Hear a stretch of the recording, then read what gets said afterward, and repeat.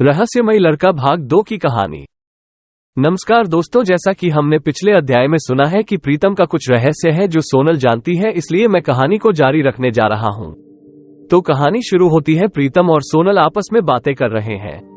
प्रीतम ने कहा कि आप किस रहस्य के बारे में बात कर रही हैं? मेरे पास छुपाने के लिए कोई राज नहीं है। सोनल: वास्तव में यदि आप स्वीकार में रुचि नहीं रखते हैं तो मैं तुरंत प्रभाव से सभी छात्रों को बता देती हूं। प्रीतम ने कहा कि किसी से कहने की जरूरत नहीं है, लेकिन मैं जानना चाहता हूं कि आप मेरे जीवन के रहस्य के बारे में कैसे जानती है। सोनल ने कहा कि आपको परेशान होने की जरूरत नहीं है, मुझे बताने तो दो कि आपकी दादी ने मुझे भेजा है ताकि मैं आपको आपकी शक्तियों को प्राप्त करने के आपके मिशन में आपकी मदद करने के लिए भेजा है। अब मैं ये रहस्य खोल रहा हूँ कि प्रीतम सूर्यवंश से संबंधित है और सूर्यवंश के सदस्यों को अपनी शक्तियाँ प्राप्त करनी पड़ती है, या दूसरे शब्दों में वे लोगों के बीच गुप्त रूप से रहने वाली समस्या को पार करके अपनी शक्तियों को सक्रिय करते हैं। प्रीतम ने कहा कि आपको मदद के लिए क्यों भेजा है? मुझे नियमों के अनुसार सूर्यवंश से कोई मदद नहीं कर सकता।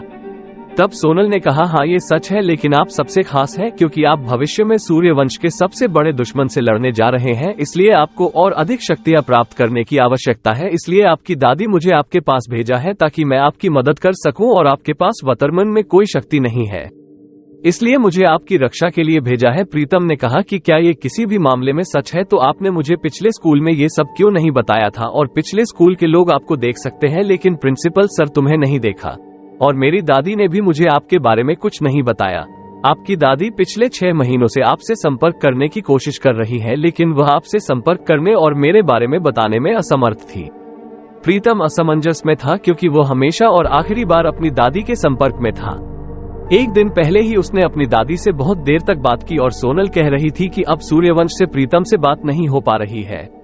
देखते हैं कौन सच कह रहा है और सोनल कौन है, और सोनल और प्रीतम का असली नाम क्या है।